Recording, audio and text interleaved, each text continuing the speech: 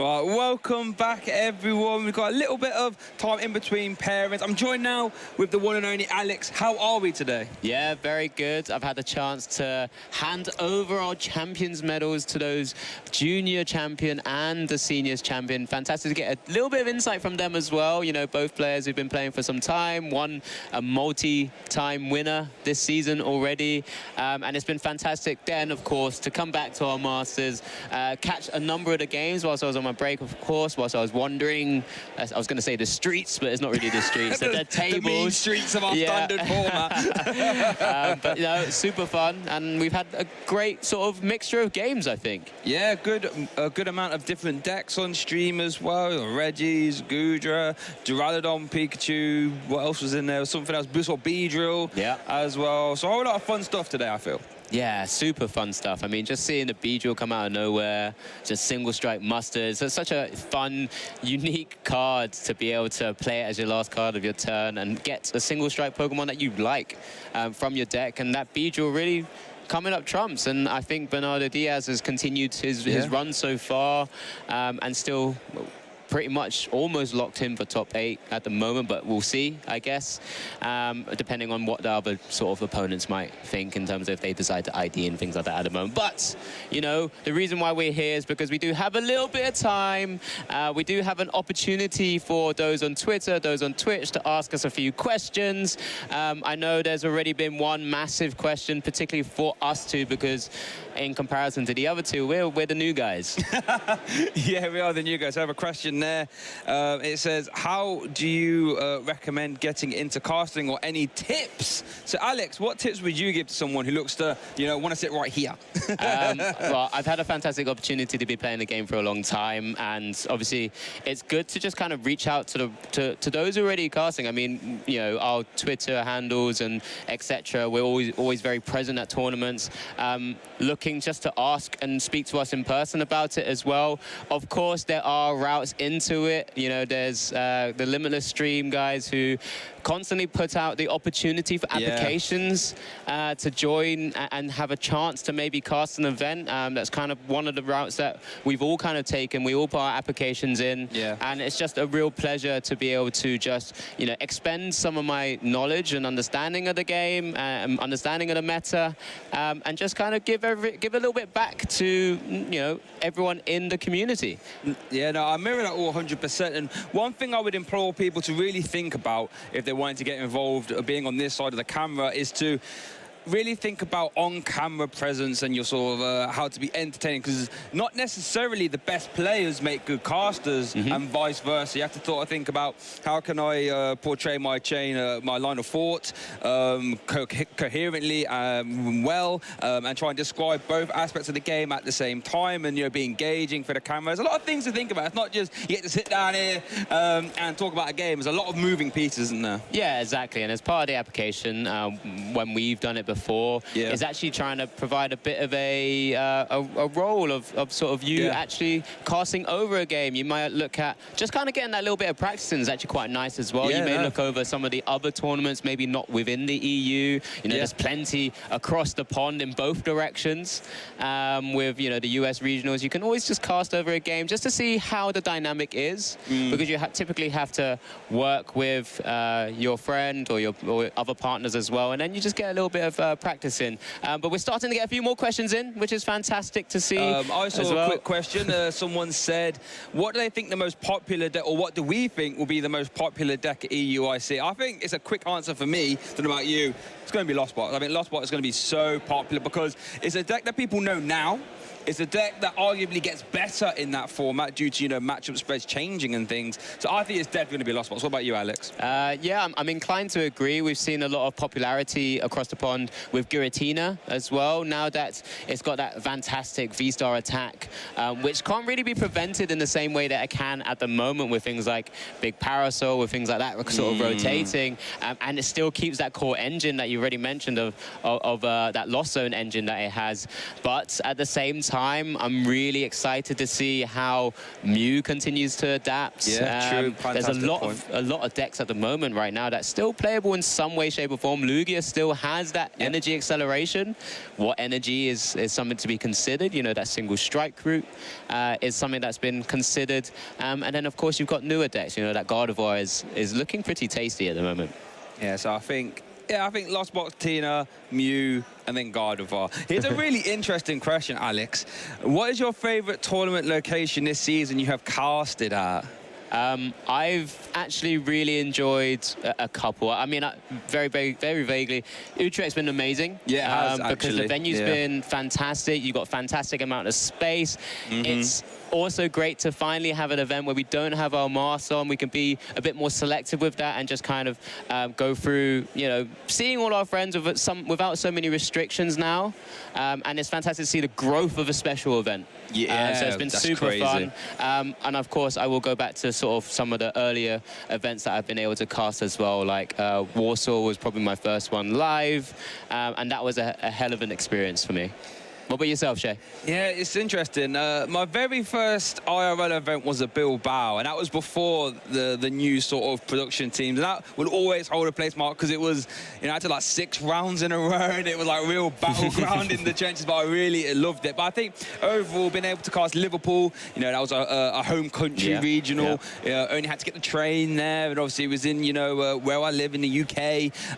So I think Liverpool for me ranked highly up there as well. Okay, fantastic. And I think we've got this one mainly for you, Shay. What's that? There's a question on how do you find such handsome suits? How do I find handsome suits? Well, to be fair, to be honest, I just go on Google. I type in what colour suit do I want. Let's say let's use this one for example. I was right on Amazon, typed in light blue suit, to be honest with you, and then just found one where everything fits for the most part. I actually have a good trouble finding trousers to fit. I had to go to your tailor for that one. Ooh. But yeah, I literally just type in what colour I want and see what comes up. I let you into a little hint, actually, viewers. I'm in the process of buying a new suit, and it's going to be a pink one. Oh, you actually gave away the colour. I'm going for the big one. For everyone that's dedicated in the Twitch chat right now, having clicked away because there's no game, you get the info. The next suit will be a pink one. Wow, massive reveal there from Bert's TCG himself. He's gone from lilac to blue and now to pink. Jeez. Look at that. Pure flames, pure fire there. Here's a really good question, Alex. You've played more formats than me. Oh, I'm not too sure. What format have you liked the most? Oh my God, I've been playing since 2014. So my first format was always something I really enjoyed. Is how I got into the game, right? I played a lot of Eels. When I first started off. My first sort of semi-notable event I played when Plasma came out. I played, Plasma. So that was amazing. I think I got a top 16 at UK Nats, and no one knew who I was. Yeah, so that was always good fun. I'm always going to have a lot of love for when I have done well previously as well. Of course. You know, I have done well with Gyarados and that sort of 2017 format, particularly when there's a lot of roundabouts with things like the Vileplume that was being played, the Deciplume list. Don't know how you manage that. Don't know how you manage that. But yeah, we don't need to talk about it too much. But that's, you know, I'm always going to cater towards decks and sort of formats that I've been able to really enjoy and do well with. What about yourself?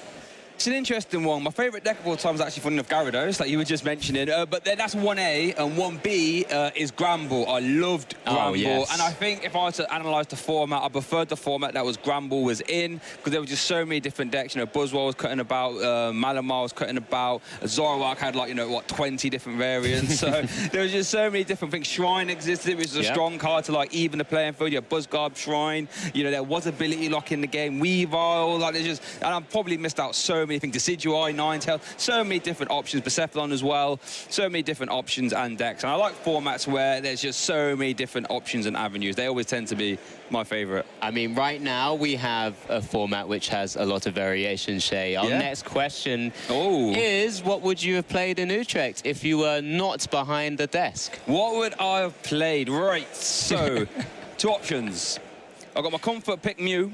I've played so many games with me. I feel like I can play that with like 50% brain capacity, which for me is actually a big thing when I pick a deck. If I need to be able to pilot it fairly easily, not to think too much. So it would have been Mew, or if I was actually going to try and like make a deep run, I'm going to upset a lot of people here. It would have been Duraludon, actually. Yeah. Duraludon can just still win sometimes just by the nature of your ability, going boss on Archeopses or Archeops. It's just, yeah, I think it would have been Duraludon or Mew. Amazing. I'll take that as gospel. I mean, Duraludon was probably high on my list as well. Yes. I mean, I don't want to say it too much, but people see me play Lugia, and you don't want to see me play Lugia. Don't worry about that. Things happened, which I wasn't quite sure of, and yeah, you know, it doesn't really matter at that stage. If I was really sort of putting a lot of time and effort in, I probably would have played some sort of Lost Box variant. Right. I feel like there's a lot of plays and different unique situations you can maneuver into with the deck, and we've seen that with the different variations across this weekend so far, and then moving on to the sort of Lost Zone Gudra lists, which are pretty cool as well. But yeah, Duraludon seems to be a bit more straightforward for me at the moment, just based on the time and access that I have available to myself. Yeah, so we're getting a few more questions as well. Thank you very much, guys, for interacting. Get them in there. We have, here's an interesting one, actually. How do you prepare yourself to be updated in the format? So let's take this new format, for example, because hopefully, fingers crossed, I'll get to cast some of them events. How do you keep in touch, keep a finger on the pulse? Well, at least with this new format, Ethan Heggie does a podcast, Ethan Radio, really good for keeping up. But then just being in and around the game, you know, being active on PTCG Twitter, fantastic. You know, Ross Gilbert, PTCG Radio, does a ton of future format stuff. And to be honest, I think the best way, though, is to print off the proxies, cut them up, play with your friends, pair up against yourself. Just that way you can get a touch of the decks and really feel how they really play. Because, like, for a deck like Gardevoir, for example, right? I think a lot of people like Gardevoir. Have you actually tried to play Gardevoir? Someone with a bigger brain than me. Maybe Joe sitting down there, you can have a good go at that. Not me, though. What about yourself, Alex? Yeah, I mean, you've also forgotten our other casting colleague here, with one half of Omnipoke, who does fantastic shows and fantastic videos. I think it's just, there's so many resources out there, you know. Of course. When I first started, it was just really articles that were kind of out and the odd podcast here and there. Now we have multiple, you know, YouTube accounts that kind of do different videos, different takes on decks, to give you loads of different bits of information. You start to absorb that kind of level of information, particularly when it's into a new format. Find ways to test, of course. In some aspects, we have still the kind of many applications that we can have access to be able to test. But at the same time, nothing really beats live testing. So as you mentioned, that proxy testing, where you can, you know, fairly cheap way of just testing out a deck if it's something that you actually enjoy and like playing for multiple rounds at a massive tournament. And then there's loads of sort of local gaming stores as well that allow you the opportunity to sometimes play some proxy decks and sort of get used to playing with some of the new format, and that's a fantastic way. Just get involved in the community in some sort of way, shape or form, and just get more games under your belts. It's no different to really testing any of the sort of current format. Yes, you'd have more information, but there's always information here, there and everywhere as well. Yeah, Limitless are a fantastic resource. Being able to look at Japanese tournament results is absolutely crazy. I mean, you can do that right now and look at the last at Champions League. I think was the last one in Japan, which is in that future format. So you can sort of see how they work. Alex, there's a question here for you. Who would win in the dance-off between Pikachu or Shay, Alex? Who do you think would win? I have a lot of faith in you, Shay. So we all would want to see it happen. Let's face it. Can we make it happen? Can we make that happen? We do have mobile cameras. We're all out on the stage, but we're getting a disapproving shake of the head at the moment. But Shay is loving it. It's being contemplated right now. We're going to get a dance-off with Pikachu. Pikachu would make me look silly. Let's be honest. Pikachu can waggle their ears. I can't waggle my ears. So, you know what I mean? It's not even, it wouldn't be up for debate. But I think our players are getting ready now, so we should have our next round. So we've got time for one more question, actually. Go on, you go for it. What have we got here? Let's have a look. Are you excited for the new card Iono? Yes, it's fantastic to have seen that kind of quick reveal in Japan. We know we don't have too much of a combat mechanic right now. We had a fantastic card in N previously. This card, I think, helps to solve a lot of problems with what N had previously as well. So, yeah, super excited. Still some time before we do see it, of course. Got a while yet for that one. Yeah, super excited. Super excited. Really love the some of the new releases that have come out. Yeah, and hopefully we get a full translation at some stage from the Pokemon at some point. Yeah, that'd be good. But in all honesty, as much as someone that disliked N a lot, because I was on the receiving end of many Ns to 2s and 1s and a quick loss afterwards, I'm very excited to see it just exist in the format for sure. Yeah, right. Okay, we are going to our feature match shortly as well. As we mentioned, they are setting up. We're just going to get just confirmation of the players that will be setting up as well, just so we know exactly what we're going to be showing you. But, of course, we're going to be showing you as many win-ins as possible. There is just confirmation coming through. That was Nico Alabash will be coming back on stream for one of his inner wins with Alessandra Mesquera. It will be that Arceus Duraludon versus Lost Box once again. We're seeing the same matchup for Nico. Yeah, that'd be a strong one. And talk to us, Alex, someone that you've been in this position before. You've been, navigating your way into top cuts. So this is the last Swiss round, I believe, right? What's going through your head if you're not quite guaranteed in top 8 yet, so you have to win this next one? What's going through your head right now? I think it's probably changed a lot since I've been around then. But with 75 players in top cut, very quickly, you could want to try and be happy with sort of your position of top 16. So you don't really want to be necessarily losing and maybe just be on the cusp of non-top 16 as well. But of course, when you're going into this winning in possibility here, what you really want to be doing is just kind of sticking to your game plan. You've been doing so well to get to this stage right now, and it's just focusing on what your deck is able to do. As we mentioned, Nico Alabash will have, we'll say, a relatively straightforward game plan, wanting to get that Arceus V-Star out as soon as possible, start powering up those Duraludon VMAXs, and then up against a deck like Lost Box, he's just wanting to take sort of easy knockouts here and there and everywhere as soon as possible, sort of apply that pressure from that means, knowing that he's got a big, tanky Pokemon that is a real struggle for a deck like Lost Box to maybe have to 2-3 hit sometimes. Yeah, let's talk about the polar opposite of play styles here, right? You've got Lost Box, a multitude of low HP Pokemon. They're going to try and maybe spread damage counters around and, all that jazz. And you've got Nico Alabash playing Duraludon, the complete opposite, one of the beefiest Pokemons we have in format, 330 HP. And then backed up with Arceus that has 280. So it's going to be an amazing game here. Not 100% sure how the matchup goes. And both players have outs to both things. Nico does play 2 copies of Hyper Potion, really good at just removing damage from play. You also see 2 copies of Lost City, which is really good for just removing these Lost Box attackers from the game. So, Alessandra cannot, use Ordinary Rod to try and get them back. So, counters to the counters here for both players, and let's see how we go. Yeah, definitely. I mean, one of the things we can take away from this in this aspect, purely because we saw Nico in day 1 in this kind of exact same matchup, Nico's going to be looking to do the same thing, right? When I spoke to him on the winner's interview, his key thing from his perspective was that, it was just so chill. He knows what he's doing. He has his game plan, and then just has to focus on executing that. Whereas Alessandro will be looking to try and maneuver scenarios where he's going to have to just keep applying pressure nice and quick, nice and early, and then use those attackers, the different variety of attackers, to really take and deal massive amounts of damage. So Alessandro playing a different take on Lost Box, has the attackers in Zeraora. He's playing the Zamazenta from Crown Zenith as well. Yep. And also playing the Galarian Moltres, which is a card we haven't really seen too much or too often, but deals massive amounts of damage in a similar way that Radiant Charizard kind of almost does. Well, it can deal massive damage. Of course, this one's a multiplier based on sort of your opponent's current board state and understanding with the prizes, for example. Yep. But, it's just another big hitter single prize Pokemon. And that's one way to try and, 2-hit some of these Duraludon VMAXs.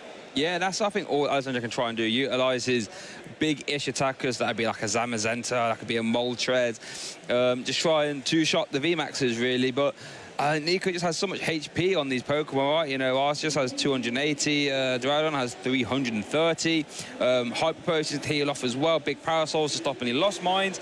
There's a lot of tools for Nico to play with there. Actually has prized 1 copy of Hyper Potion, but it would be, chances are, one of the first prizes he takes if he takes bottom to top.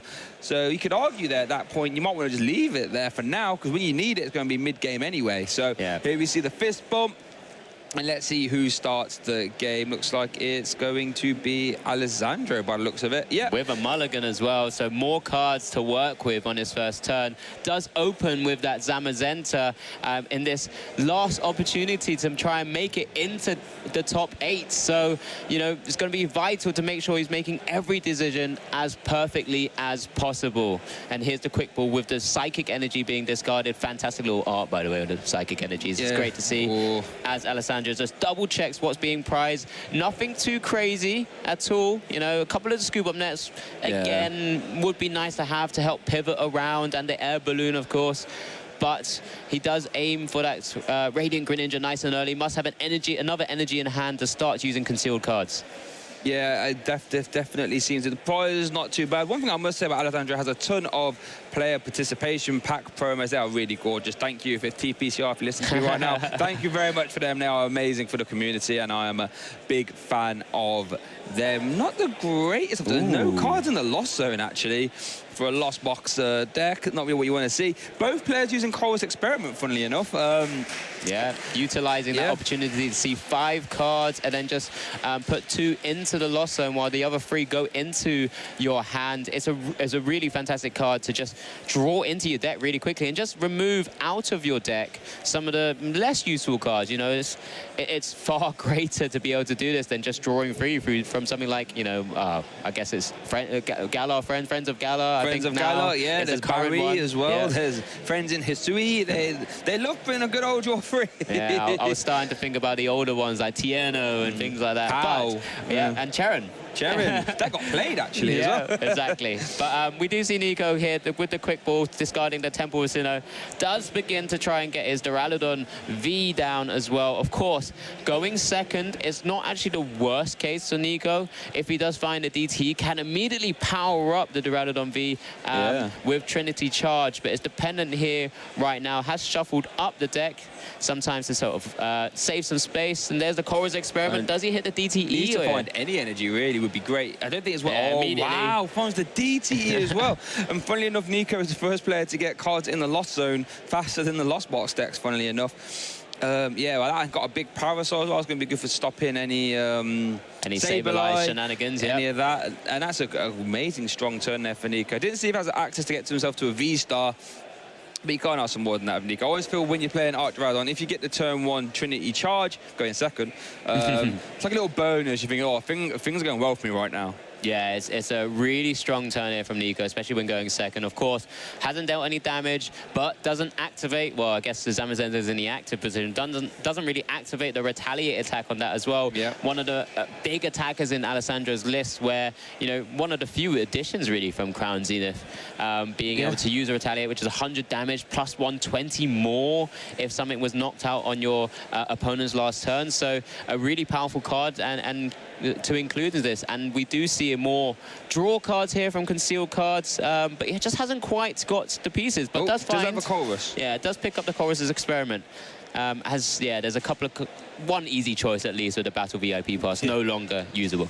Yeah, interesting. What else do you choose to get rid of here? It does have a Clara in hand, but Clara was so important for these Lost Box decks to reuse their attackers. And I don't think was there another Chorus in there, actually? I don't think there was. No. So down goes the VIP Battle Pass, and was that the Oranguru? It looks like Oranguru. Where are those Comfeys? Yeah, those Comfeys are scared right now. But I don't want any part of this. I'm going to hide in the prize cards. But yeah, not a lot. You're right. Still no... Yeah, well, nothing. Just an energy attachment to the Zamazenta, which I believe does activate its ability. So now it should have an effective 160 HP with its ability Metal Shield. But doesn't really, not strict. Oh, an Escape Road. Now, that is interesting, actually. Means we're not going to see a Trinity Nova. We do see the Duraludon in the active, and we do see the Cramorant in the active, but I don't think there's not 4 Lost Zone right now, so no Spit innocently. Yeah, that lost provisions not allowing Cramorant to attack with Spit innocently because there's not 4 or more cards in the lost zone. So therefore, advantage over to Nico because he's now playing the Evo Incense. I would expect him to maybe go for the Duraludon VMAX here and just start swinging away, knowing that his opponent is currently just unable to really get too much going, despite having plenty of cards in his hand.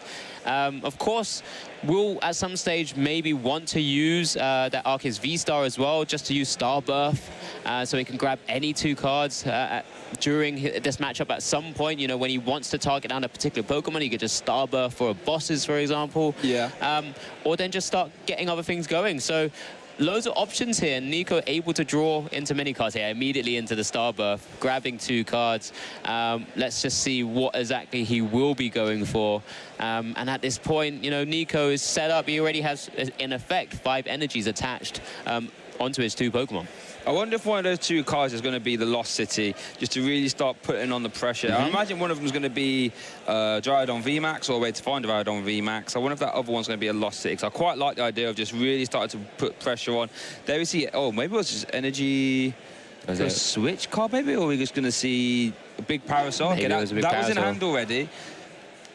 Does have the VMAX, It does was, have the I think Lost it City. might have been Lost City. I really like this play. He bosses a Zamazenta, so reducing and removing the big hitter from Alessandro's deck. So that's going to go straight into the Lost Zone, unrecoverable, because you're not able to use anything like Clara or any ordinary rods to really pull it back. And there it is, the sort of massive damage from the Duraludon VMAX, that G-Max pulverization doing 220, and does have the additional effect where this attack damage isn't affected by your opponent's Pokemon's effects from the active. So it's just dealing a nice flat 220. It's protected by that big Parasol as well. And now Alessandro still just having to find a way to reach into those Comfeys, which is a big surprise, because none are prized. That means there are 4 still in deck somewhere. As we have a chance to look at his hand, and still not there. He's now finally seeing some battle VIP passes, but is it too little too late? Is it time to concede here? Like, you haven't got any playables, right? You haven't got Scoop Up Nets to draw more cards. Like, your Lost Box, your deck, that takes a long time. I think I might be considering concern. It does actually find the training court, though, to remove the Lost Cities. That's one positive there for Alessandro. Still can't even spit innocently, funnily enough. Hasn't got a supporter in hand, well, of course, I should say. And hasn't got, you know, anything going on. No Comfeys. Those battle VIP passes have been very helpful in the first turn of the game. Could be a bit late there. Nico benching another Arceus, and then... Well, we got Marnie, just going to attack. Doesn't want to Marnie him. I mean, you know, knowing there's cards in his hands, despite having plenty there, you don't want to Marnie them because they'll just be drawing a fresh new 4 or 5 cards. And at this point, he just looks like he's drawn maybe into another Mirage Gate or something, or Capture Energy, finally maybe getting a Comfey. But he's already 2 prizes down, and with Nico just swinging every turn, I wonder if really there's a viable route to come back into this game. Of course, you are just single prizes. You do have some additional time, but he's already lost one of his big attackers as well. Let's just see how Alessandro is going to be able to sort of navigate through his turn. I think maybe once he has a look at this flower selecting, maybe we'll have a little look at what else he could really do. But at the same time, it's looking pretty ropey right now. But Nico in a confident position. He's already told me in that winner's interview he started Lost Citying his opponent's Lost Box attackers, and then that's his way of applying pressure. Oh, no, look, there's another Comfey now. Yeah, because it's sort of... Oh, just find a Colress how to conceal cards. Wow, big find there. Because Lost Box doesn't play too many stadiums, right? Just plays 1 copy of Training Court and no Lost Vacuum. So if Nico can find his 2nd copy of Lost City, that's going to stick. And then you can just permanently keep removing the Lost Box attackers from play who rely normally so heavily on cards like Ordinary Rod or Clara, as we can see, to reuse these low HP attackers. But if they're in the Lost Zone, can't reuse them. But here we were going to see the first power selecting of the game on, like, what, turn 3 is this? Yeah, really late for Alessandro's side, having to lost on that boss because he wants to hold on to that Galarian Moltres. Mentioned it very briefly before. A card we saw a lot of play previously as Mew sort of started sweeping a number of tournaments, but as a single prize attacker, it's got the ability Malevolent Charge. When you play this Pokemon down from your hand onto the bench, you may attach up to 2 Dark Energy cards from your hand to this Pokemon. Fiery Wrath, 2 Dark and 1 Colorless, 20 damage plus 50 for each prize card your opponent has taken. So if Nico does take 5 prizes, it can deal 270 damage just like that.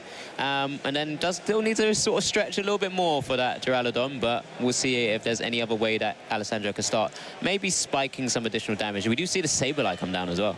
And it's one thing worth noting, Alessandro had to lost zone his only copy of Bosch's orders. What that means is if Nico can find big parasols, he won already on the active, if he can get more big parasols down on his attackers, he can actually just start to musical chair Alessandro, because they'll be immune to Sableye them, which would then mean he can just basically tank a hit. If it doesn't get healed off by Hyper, he can just pay retreat, leave it on the bench, and Alessandro wouldn't have any access to it outside of escape rope. Outside of that, so Nico has an opportunity to try and keep damage away. Does get to the Mirage Gate now, though, so this turn has been rather explosive for Alessandro. Let's see where this goes. Yeah, right now I'm just looking at the board in terms of the attacks that are available. Of course, could use Greninja, could use, I guess, Zeraora, that fighting lightning attack. You typically only really want to try and focus that on Pokemon which are weak to lightning types. You know, those susceptible Lugias, for example, where it does 30 damage plus 80 more if an opponent is a Pokemon V or Pokemon GX Pokemon. So again, not the biggest of hitters. Will deal some damage to this Duraludon, but could be easily wiped off just by one of those Hyper Potions. And we already see Nico taking one from his prizes. Oh, and opted not to attack there. I don't know if they didn't have a switching option. Yeah, it must be. So if Nico could like get a Lost City here, that's going to be so strong. But one downside to Arc Dragon is once you use your Star Birth, your actual draw power is kind of limited. You're sort of limited to Marnie and or Colrus. So you're not going to see too much crazy dig here from Nico. I think must be having a boss as well. Maybe trying to work out what the ideal. Wow, look at all this HP. Alessandro's going to have to try and work his way through. Such a lot of Pokemon. Nico looking at what he could do. I wonder if he also potentially might have had something like a boss in hand as well, because, you know, again, targeting different Pokemon that he just doesn't want to mind too much, seeing hit the discard and making it a little bit more difficult for Alessandro to hit some of those combo pieces. But this Marnie allowing him to draw 5 does find another big Parasol, could protect another one of his Pokemon from that Lost Mine attack. You know, Alessandro not playing anything like the Lost Vacuum to help burst into those Lost Zone numbers. And remove this sort of chaotic big Parasol, just causing havoc against his deck. No, it really isn't. It just stops the Lost Mine, so that means Alessandro stopped with just doing more damage output, and his best Pokemon for doing that, the Zamazenta, is currently in the Lost Zone. Guess does still have the Moltres that can come down for a big hit later on, but as it stands right now, that's not the case, and Nico goes down to 3 prize cards taken. Alessandro hasn't even put damage on the board yet. No, it's looking really, really difficult in terms of a position for Alessandro, in all honesty. 3 prizes down, unlikely to take a prize this turn. Yeah, I'm struggling to think right now the best route, but, you know, Alessandro's been playing this game for already 13 rounds, and he's gotten to a 9-2-2 record. He must know something else that we don't. And that's the privilege of kind of being able to watch these matches as well, watch these sort of technicians play their deck to full effect, as we do see another concealed cards there from the Greninja into Alessandro's hand. That Marnie not really sticking around too much. We do see the flower selecting as well. Well, we're not going to see a Primal Turbo, are we? Archeop's ability marker there, but that's fine. Look at the hand here. What do we see? Choice Belt, Ordinary Rod. Got all those play promo as well. Choice Belt, what was that getting attached to? Oh, yeah, the Fighting Lightning Zero, of course. That's only going to do what? How much does that do? 140, 30 plus 80 as it's attacking a V Pokemon, which is 110, plus the Choice Belt allowing you to then deal 140 damage, which isn't even a 2-shot. Not quite, no. It will then have to be the 220 from Galarian Moltres that comes down, right, which I guess will 2-shot Duraludon VMAX if Nico doesn't. Well, he's Marnied away that Hyper Potion, right? Yeah, he did, let's have a look. But it's got a capture energy on it. Skyscraper activates from Duraludon. That does nothing. Completely forgot. That's the capture energy, Oh my goodness! We forgot to mention in this matchup actually. The Duraludon VMAX doesn't only come up in the Lost Box matchup, but I guess if there's capture engines around, Skyscraper activates, doesn't take damage. There's a quick concession there. I think Alessandro probably just forgot that it was a capture energy attached to the Zeraora, and Nico Alabas takes a quick 1-0 victory. against Lost Box. Yeah, putting himself in a fantastic position to make it into top 8. He's now sort of have a quick look to the heavens.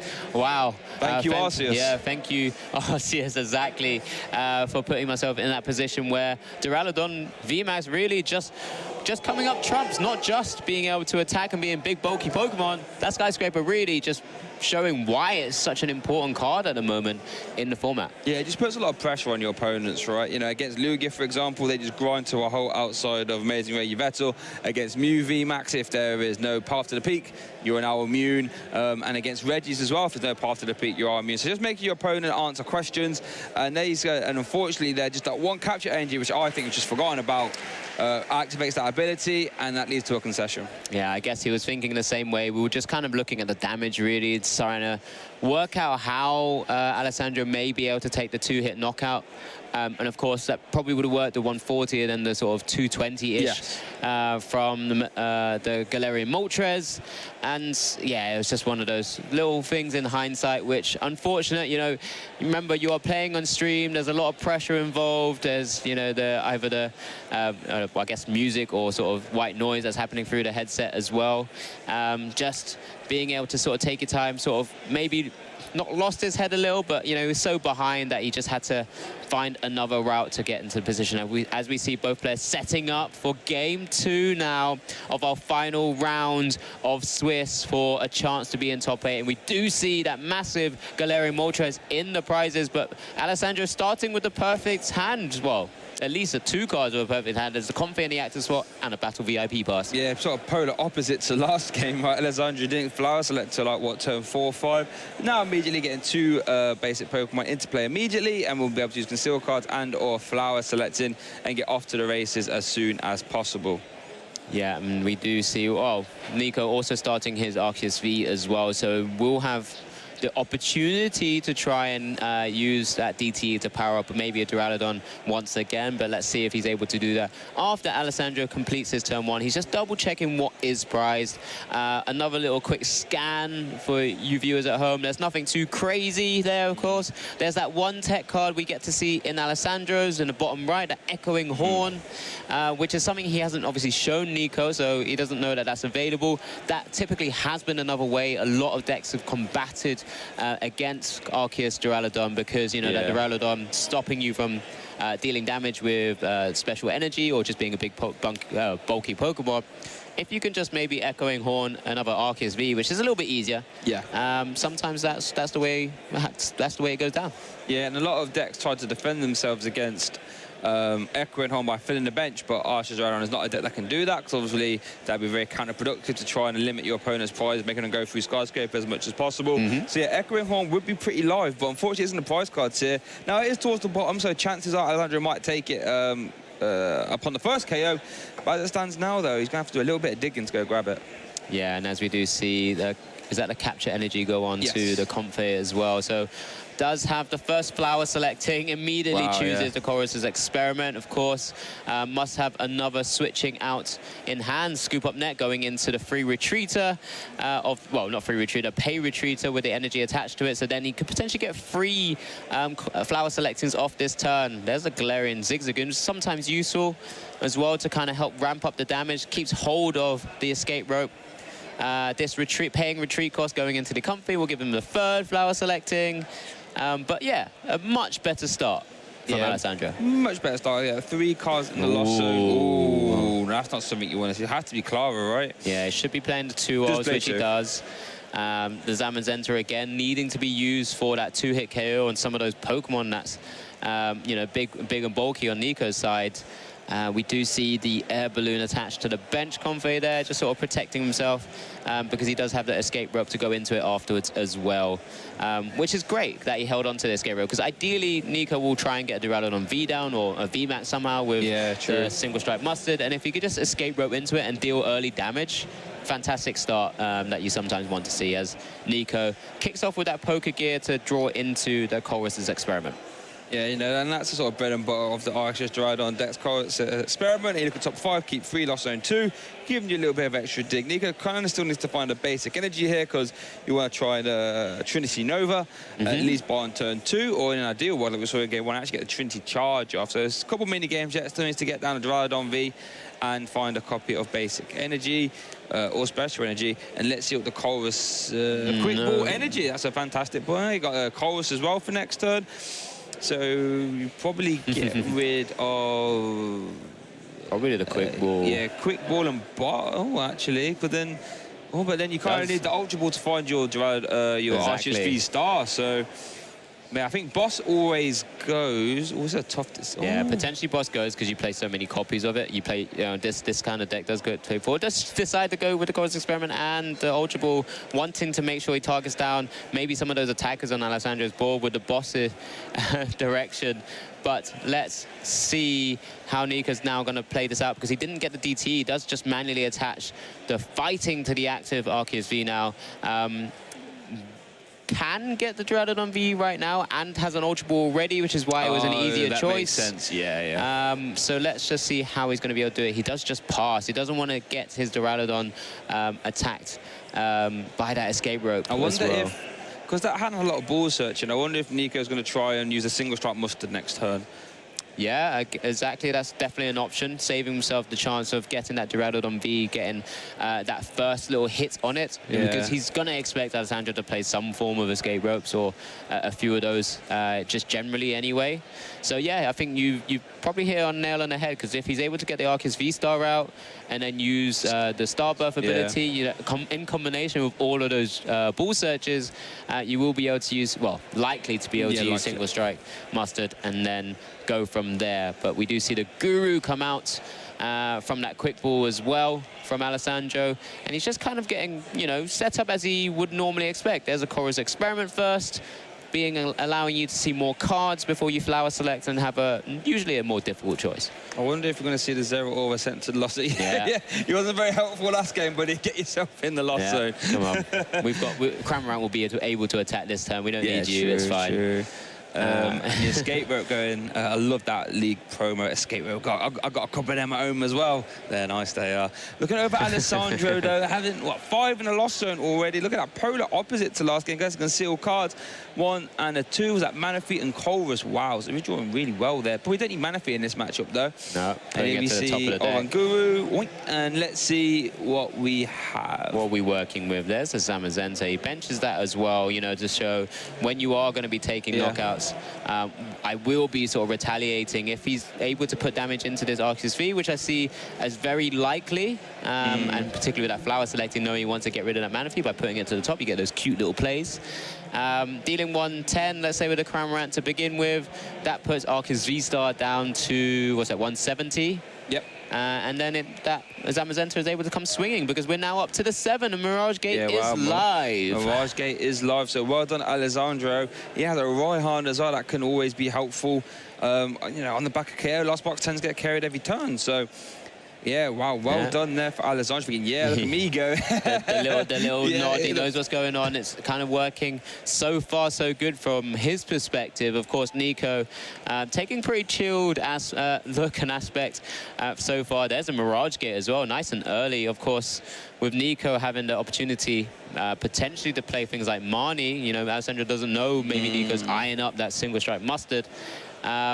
He's now just setting up his board to a state where you know, I've got this attacker here. As long as Nico doesn't go for something like the Lost City boss, which could happen because he took the boss into hand, remember? Let's see. That's literally what I was about to say. I wonder if your goalpost here as Nico changes. Like, you know, you could go for the single strike mustard, but then you're stuck with ploughing into the active, and you really want to try and get rid of the Zamazenta. So do you even maybe just bench your Dryden V now, and then Star Buff, or maybe not even Star Buff for boss, sorry, just Star Buff for your Lost City, and then remove the Zamazenta as well. So let's see what Nico does here. A couple options. Looks like he hit the DTE off the top there, because he didn't have that last turn.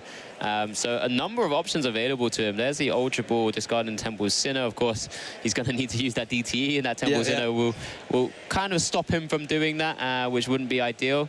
But yeah, I think there's a couple of routes he could go for it. If he does go for the boss and just kind of take out that Zamazenta and just power up a Duraludon V, again, not a move I wouldn't be too unhappy with, in all honesty. I think that's pretty good. He's got Lost City to the front of the deck right now. He's just eyeing it up, you know, and then Zamazenta's never coming back. That limits the amount of big single prize attackers in Alessandro's list. Yeah, no, that would only just leave the Moltres, which has to, you know, rely on your opponent taking a lot of prizes, so you're going to do it late game. So, yeah, the Zamazenta is a big, hefty hitter. So let's see what Nico does here. Does obviously get the Archer's Veto. That was always going to happen. Here we see a quick ball, getting rid of a switch. Let's see, if this grabs a Duraludon V, then we might start to see a Boss's Orders play. Yeah, maybe from Alessandro's perspective, if he knows Nico's playing Lost City, maybe you just have to kind of hold on to that Zamazenta and only bench it when you're taking sort of a big knockout, maybe in combination to just, you know, give him, you know, some utility and value out of it before it's just being targeted down right now. Because outside of that Zamazenta, I'm not too sure there's any other attackers that would allow Alessandro to knock out this Arceus V-Star. No, I think you're right, actually. No, not right now, anyway. No, not right now. With only one prize that's going to be taken. So, yeah. There we see the boss. We're going to see a Trinity Nova. And there was the Lost City. So, yeah, I think we called that one right there. And I really like this player. And I think you might be a little bit correct there, Alex, in the sense that now the Zamazenta in both Game 1 and Game 2 has been a non-factor. And you could argue in Game 2 it's been worse than a non-factor because it's been the recipient of a Mirage Gate. So, you know, it's used resources and it hasn't done a great deal. I mean, I guess you could argue that it's forced a boss and that could be good, but oh, wow, the Zamazenta have really proven to be a non-factor of Nico's aggressive play. Yeah, it's massive here. You know, it's just taking that knockout. Those free metal energies going on to the Duraludon V there. As the Zamazenta hits the Lost Zone, it will be 8 in Alessandro's Lost Zone now, but where does he go from here? He might need to start maybe thinking about Sableye and just start spreading some damage across a different Pokemon. Nico may be already considering that because, of course, maybe that's why he's got 2 free metal energies, if I'm not mistaken, on that Duraludon V. So, yeah, back over to Alessandro. 1 prize behind now, but could be in trouble a little bit. Super heads-up player to attach that third metal there. It just makes being able to use Hyper Potion a lot easier in the late game because he's already holding the fighting. Probably assuming that Alessandro doesn't play any hand disruption, can just afford to always attach that fighting energy next turn and anything like this. So Nico in a strong position here. And let's look and see what Alessandro does. There's a ton of Flower selecting it up to 9 in the last one, so we're not quite at Sableye range yet. We will be after this, We will be now. Chorus Experiment. Let's see what this gets. 1, 2, 3, 4, and 5. 1 easy choice. Yeah, 1 easy choice. Heavy Bullet's kind of useful, so yeah, I think... Ooh, I mean, he could have taken that Galarian Moltres, but if he's potentially eyeing up his way of getting it out just by taking prizes, still a few turns behind from doing so. Because Sableye's not really able to take KOs. He's just going to have to start maybe dropping some damage counters. Does still have that Lost City in that in play at the moment, so if Sableye gets attacked with Lost City out, we won't see that particular Sableye back anyway. And there's an Ordinary Rod and a Mirage Gate there. Again, another not ideal combo of Flower selecting. Feels like a lot of these decisions are really tough for Alessandro. That's the sort of nature of the beast when it comes to Lost Box. You only pick between the top 2, and they both might be really strong. Like, you know, if they're both really good cards, one of them has to go, and you can't, because you can't be like, okay, I'll just leave them there. That's not how flower selecting works. Looks like we are going to see the Lost Mine. 12 damage counters can be placed.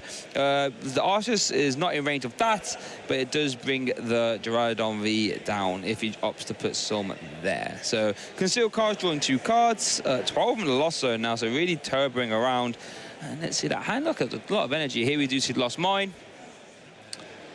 Just trying to... Targeting which Pokemon? Oh, is it all on the 120 on the bench by the looks of it? It does look like it. So let's just see how Nico can maneuver from this scenario.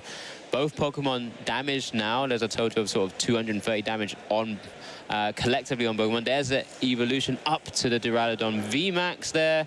Now a big tanky 330 HP Pokemon. Still got 210 there. There's the DTE attachment. Looks like, you know, another easy way to just Hyper Potion things off. You know, just that one attachment, and can just completely wipe off that turn. And Sableye could just go down into the lost zone. Sorry. Yeah, so tell you what, if Nico finds a Hyper Potion here, remove that Lost Mine, and then sends that Sableye straight to the Lost Zone, didn't really get a lot done. And just Alexandra does draw into another Sableye, but what does Nico have there? I don't think I saw Hyper Potion. We saw Escape Rope, Ultra Ball, DTEs, and Duraludon VMAX. So no Hyper Potion, but the Duraludon has so much health, and now that the big hitters are gone, Moltres and the Prizes and Zamazenta's gone, the Duraludon still isn't going to go anywhere next turn. No, and with that Hisuian Heavy Ball also already lost zoned as one of the decisions from the Chorus experiment. You won't have access to that Galarian Moltres anytime soon. Which does put it into, again, another tricky spot for Alessandro, because he's now just got the Cramorant currently on the bench, does have the Sableye, as you mentioned, but this one in the active spot is just not coming back. Yeah, and it's just so many of Alessandro's attackers here just getting sent to Lost Zone. Such a strong card in the Duraludon deck, because at face value before, Lost Box was quite a hard matchup for Duraludon, right? They didn't really have much counterplay. Then all of a sudden, you know, we saw 1 copy of Lost City come in, then it came to 2 copies. I've seen Little have 3 copies of Lost City. It just makes it so hard. Like Alessandro's big hitters, there's a Sableye in Lost Zone now, and the Zamazenta, leaving Alessandro with the only real heavy hitter being the Moltres, and that is currently in the prize card, so... Yeah, as we do see the little cute play of Oranguru, a bad card to the top of the deck for Flower selecting, knowing it's going to be an easy choice there. The Lost Zone count is up to 14 now, maybe a little bit irrelevant, but, you know, this is only another open area for Nico to have a little look at the resources, well, both players to look at their resources. Wow. As we do see another 2 that's going to be going from that Chorus experiment as well.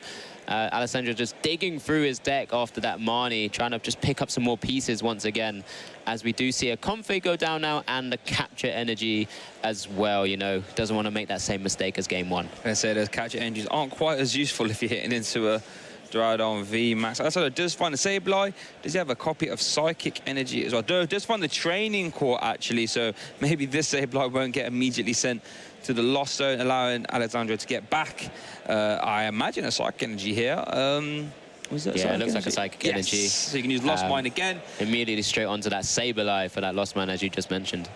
And now I wonder where this damage goes now, because you're going to have to start setting up the Arceus V-Star at some point. You could argue that's a lot more easier to hit since it hasn't got a Skyscraper ability, or you could pile the damage onto that 3 Prizer churn on the back. So where do you think this Lost Mine goes, Alex? I mean, he's got damage already on that Duraludon.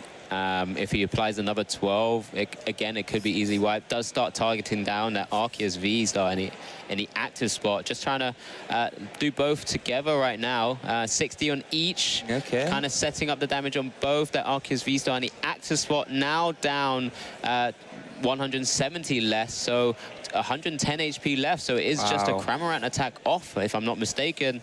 Duraludon VMAX has got 180 damage on it, which does mean it's sort of got 150 left in terms of HP. But now Nico does prep a third attacker, as he does choose to... Oh, no, it doesn't go to the Lost Zone yet. Yeah, that Lost Sea is gone now. Nico, just a little cheeky smile to know it goes into the discard. But Nico didn't have much going. He took that prize. It was just a fighting energy. He had, what was it, the extra DTE, maybe an escape rope. It wasn't too much going on here. But that's what sometimes happens with Duraludon. Yeah, I mean, that's what I said. Once you've Starburst, you really... You haven't got a ton of options. You've got Colress, which isn't the most explosive. You've got no onboard draw. There's no concealed cards, no big barrel or anything like this. So you're at the mercy of the cards in your hand. And now I'm just able to use that Clara, finally, to get back some attackers and energy as well. And I mean, without knowing what's exactly in Nico's hands here, but it can't be good if it was just attach and attack. No, so it's going to be interesting to see whether he does go down the Sableye route or just tries to use Cramorant to attack efficiently into the active position Arceus V-Star to take the knockout. as mentioned, is on 170 damage right now. So with 110 left, that Cramorant does attack with enough damage to deal the KO here and take 2 prizes. And if he chooses the bottom 2 guards, we'll get access to his big hitter in Galarian Moltres. And then you could even get the Echoing Horn as well. Try and bring back up another Arceus V. That could be a bit easier for him to deal with. So Alexandra's in a, he's manufactured a decent ball position here, and that's a lot of damage along the Nico's side of the board with no hyper pressure able to remove it. There we see the training court as well, being able to get back basic energy. Going for Dark this time. Maybe Alexandra taking the Dark is staying right. Hopefully I'll take my Moltres out soon, so I'm going to need to try and get the energies for that. Yeah, this is going to be a pretty key turn. Nico right now still not really drawing into too much right now. There's another concealed cards. I wonder how big Alessandra's deck is actually left anyway. Does need to go into some pretty big cards to be able to navigate some of his final prizes. Of course, does play the 1 copy of Boss's Orders. I'm not too sure if we've seen that yet. It's in his hand. Is it in his hand? Yeah, okay, it, yeah. Amazing. So that's one way. Yeah, he's using the efficient attacker just to spit instantly and take the KO. Nico's just kind of double checking the count and does agree that it's perfect 280 damage on that Arceus V-Star now. And there's the 2 prizes. The bottom 2, he does take them. It's the Galarian Moltres and the Echoing Horn, so could be big. Yeah, and Alessandra's getting a little bit sneaky with it.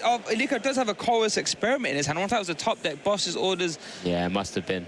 You're going to have to play... Oh, I don't know, actually. Do you... Yeah, it surely has to be the Chorus. You have to try and evolve up. But then Boss Order can try and remove the Sableye, which could be strong as well. Definitely a tough decision there.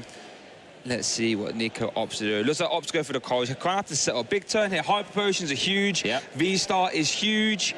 Let's see what Lost City, again, is huge as well. Oh, wait a minute. Wait a second. I don't think I saw any way to evolve. Yeah, there's a quick one. Arceus V go down into the Lost Zone for Nico. He's up to 4 himself. Does Training Court to grab back that fighting energy. Again, just to keep... and he benches the 3rd V Pokemon down as well. Maybe he'll just find a way to just kind of navigate between them, knowing that Alessandro is less likely to have too many escape ropes and different ways of bringing up Pokemon. Does just attack. Power Edge. Yeah, with Power Edge for 110, dealing enough damage there. How many cards are actually left in Alessandro's deck? Doesn't look like a lot, but I think there's at least an ordinary one in hand, right? Let's have a look. So we see the Moltres, the Echoing Horn, we see the Boss, we see Mirage Gate. There's one ordinary rod, and we see a Raihan as well. So we could see the Benevolent Charge here. Would that take a KO, I believe, we'll right? To be 20 plus 200. Yeah, exactly. So an exact math going down to 2 prize cards. That Duraludon is going to be, and there we see the Benevolent Charge and the turn attachment for the Psychic. Moltres coming in clutch out of the prize cards, and what a swing turn this has been. Boss's Order, of course, actually, Boss's Order, silly me, taking 3 prize cards. Yeah, again, this is... maybe I would have liked to... I guess it's very difficult to say, right? I think the Galarian Zigzagoon already hit the Lost Zone. So if Nico's able to evolve up the Arceus V to an Arceus V-Star, it means it's tanky enough to be out of range. Yeah, 100%. For a Galarian Moltres, even if he does take 1 more prize. But he does wipe out a massive attacker in this Duraludon VMAX here.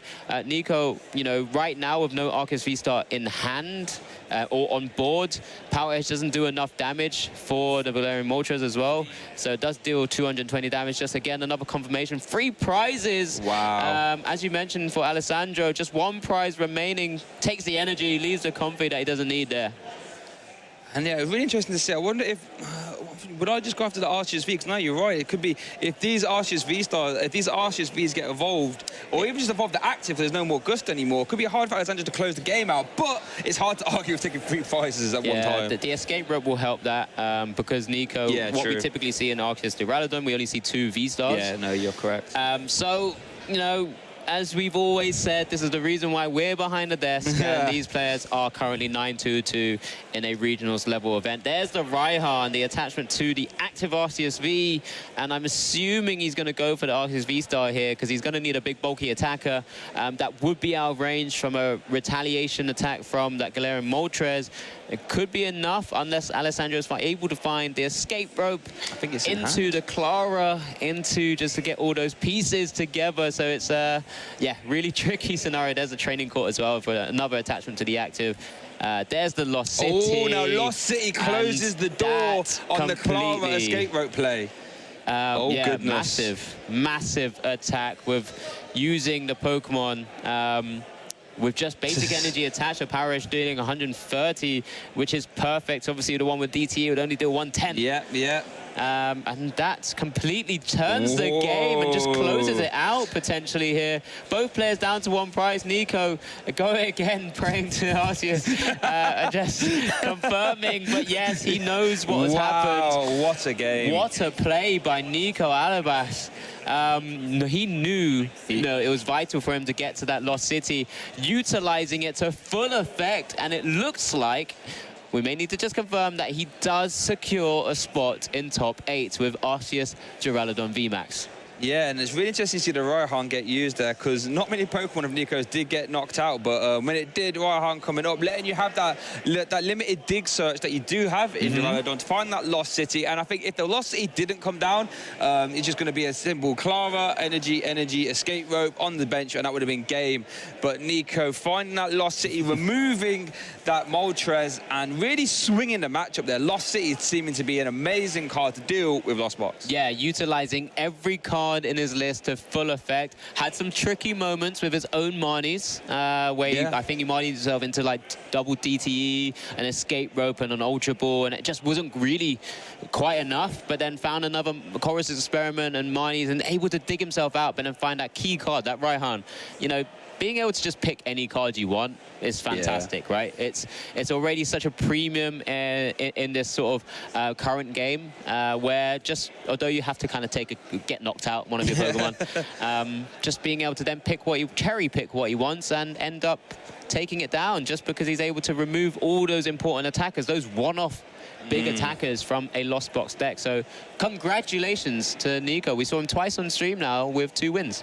Yeah, love to see it. And it's so interesting to see Power Edge used so often there. The power and the Arceus V, not something you see every day, but when there is no DT attached, being able to KO those smaller HP basics. And like we said, I'm fairly certain, but don't take it as gospel, but I think Nico will find himself in top 8. Yeah, I'm pretty sure with 10 wins on the board, that gives him 30 points, and then 2 ties, 32. 32 felt really safe. The majority of tournaments in recent times, 31's either been the cutoff point as the sort of a strict top 8 or potentially on a bubble. I think this really does push him into a fantastic spot, and he's going to have to feel confident. I mean, he said he was going into this tournament just super chill, looking to really enjoy it. He's been playing a lot of Lost Box, knows exactly the ins and outs of what he's been facing, and that's why he went with this, with the 2 Lost City counts, for example. And it was incredible to see. And there's probably some of the insight, if you know and play a lot of decks, Nico probably realised, oh, hold on a second, this Moltres, I've already seen Clara already. There's a high chance he plays 2 Clara, and then this Clara in combination with Escape Rope can lose me the game. So let me just close the door. Now let me forego the Arceus V. I don't need it. I can just send this Moltres to the Lost Zone via Power Edge. Nico's knowledge of multiple decks and format might have actually squeaked him a place in top 8 there, definitely. Yeah, and he's going to be joining a number of other fantastic players. A few we've already seen on stream as well. We'll hopefully get a chance to confirm who is in top 8 in due course. Obviously, despite this match finishing, there's still a few games, a number of games going on as players are battling out, not just the top 8, of course, to try and have that chance of becoming the Utrecht special event champion. You've got top 16, which has fantastic prizes and CP on available. Top 32 is still up for grabs as well. And I guess theoretically, top 64 is still up for grabs because we have 75 in day 2. That's a good point, actually. Top 6 all gives out CP. That CP for that road to Yokohama. Still need that CP. And, I'm one of them people where I'm content if I get CP in an event, if I'm perfectly honest with you. So congratulations to all them people. We actually saw, can't confirm, we saw some people who look like they're probably in top 8 coming, walking around the stage area, which you would have seen if you was watching stream earlier, doing some of their power poses there in front of the green screen. So looks like we're going to be seeing them real soon. But I think we do get to hear from Nico there, as he's going to do his winner's interview now. Yeah, enjoy. Thanks so much, guys, at the desk. Yes, I'm here with our round 14 winner, Nico. You've got yourself to 32 match points. You've done everything you can do to make that top 8. And it was a nail-biter at the end there. You weren't able to get your Arceus V Star. So tell us how you navigated those last few turns to close out the game. Yeah, so basically in any kind of Lost Box matchup, you just try to run them out of resources, out of attackers, and that's why the Lost City are in the deck, right? Because usually the very threatening attackers for Arceus or for Duraludon are usually one-offs in those decks because you don't really always need them, so you would much rather play like situational attackers that actually help you in specific matchups, so you run them as one-offs, and then of course you have your like generic good attackers like Sableye, Cramorant. So yeah, my goal in both games was just to get rid of Zamazenta, and then normally it's like fine after you get rid of Zamazenta. Sometimes it's like a Dragonite that you have to worry about. But this time, in game 1, I saw him discard Darkness Energy. And that's usually not something you see in Lost Box decks. So I was like, okay, there's 2 attackers that it could be. I mean, there's technically 3, but the third one would be like a 1-1 Drapion V-Star line. Right, and that's very strange. I wasn't assuming that that would happen, especially once I saw the third Dark Energy in the second game, because he was actually playing, because that's actually something that a lot of people underestimate and always make fun of on like Twitter, mismatching arts. He was playing 2 Hard Gold Soul Silver Dark Energies and one of the new foil ones. Did that help you? Yeah, because in game 1 he discarded both his Hard Gold Soul Silver ones. So when he discarded the foil one, I knew there was 3. So it had to be a more dedicated Dark attacker, right? And that limited it down to Sableye V, which could technically be a possibility. Sure. It's been a while. It's been a while, and second one would be Moltres, like the Galarian Moltres V with regular Galarian Moltres, which he ended up playing. So I was trying to hold on my second Lost City for that situation, or in general just like keep enough attackers around. Like there was the one turn, for example, where I tried to go for the Hyper Potion, which is why I attached like the DTE to my Duraludon. Missed it, so that was like a very easy boss target. Otherwise, he would have had to work even harder for all of his 6 prizes. So yeah, it just came down to me being able to use Raihan on the last turn, find the last Lost City, and then, as you said, I didn't have Arceus V-Star, but thankfully, because I already attached the energy manually last turn, I could just Raihan, manual attach again. Because against most attackers, except Zamazenta, it usually is enough to deal 110, but Moltres has the 120, so DTE doesn't work anymore on like a regular Arceus, and that was kind of like scary towards the end. Yeah, lots of great preparation in those last few turns, and we actually saw you beating another Lost Box in the first day of competition. Is that a matchup that you prepared a lot against? You said that one of the most important factors of Lost Box is figuring out what they actually play in their deck. So how do you navigate that matchup as you're learning more about their list? Yeah, so thankfully, I mean, I already talked about it with Alex yesterday. In my interview, I've played a lot of Lost Box in the last, like, basically the entire season myself. So I've got a lot of experience, like, with the different variants, different tech cards. So that makes it a lot easier to just figure things out, because you just see counts that just might, like, not be the usual. So you can kind of, like, eliminate other things that might not be in the deck anymore. Which is also one of the things, right? Once I saw Clara, the Moltres route also became way more obvious. So yeah, that obviously helped a lot. And then yeah, just navigating afterwards, it just comes down to, okay, figuring out which attackers do I need to get rid of. There was one interesting situation towards the end where I took the knockout on the Cramorant, where I was also debating to go for like the boss Comfy, because that's also something like against Lost Box, running them out of resources, and when they already have a small deck, just making sure that maybe they with the retreat, maybe they with the manual attach, something like that. But I decided to go for the attacker, because that meant Moltres or whatever attacker was like coming. If I take care of that, I'm like safe. They're out of threats. Yeah, fantastic to see. So you've actually started the day at 6-2-1, I believe. So you've gone 4-0-1 today. What were some of your other rounds, and how did they turn out? So round 1 was a mirror. Okay. And that's not the most interesting matchup, because it usually just comes down to who can hit into a defending Duraludon first. And that's basically the entire matchup. Round 2, I played against Zapdos TCG with Regigigas. And that was like a super close series, but ended up being a tie. Round after was a Lugia that just ended up having 2 slow starts, and Duraludon is just like super good at punching slow starts from Lugia, because like once you find the boss on Archeops or Eviltal, it's literally just over. And then the second to last round was actually against Arceus Tapu Koko VMAX. Okay, wow. That was a super interesting one, because it's like normally you would expect, or like that's usually how Duraludon games go, you just like hit, you just announce your attacks. Yeah. But in that matchup, it's much more like, okay, when do I take which prize to play around the paralysis? Yeah. And maybe I should retreat, maybe I should sacrifice my attacker here, stuff like that. And that was actually very interesting. Could have actually been very close to tie because I ended up pricing 3 metal energies in the second game. Oh no. Okay. But thankfully I was able to get 1 early, and then he missed boss on the last turn to like stuck my Arceus inactive. And yeah, then the last one obviously was the one on stream. Yeah, so it sounds like some nail-biting games, but you've made it here to 32 match points. You've done all you can do. Yeah. So that's all we have time for. Hopefully, you're going to be preparing for top 8 now, and we'll be seeing you again shortly. So, Casters, back to you.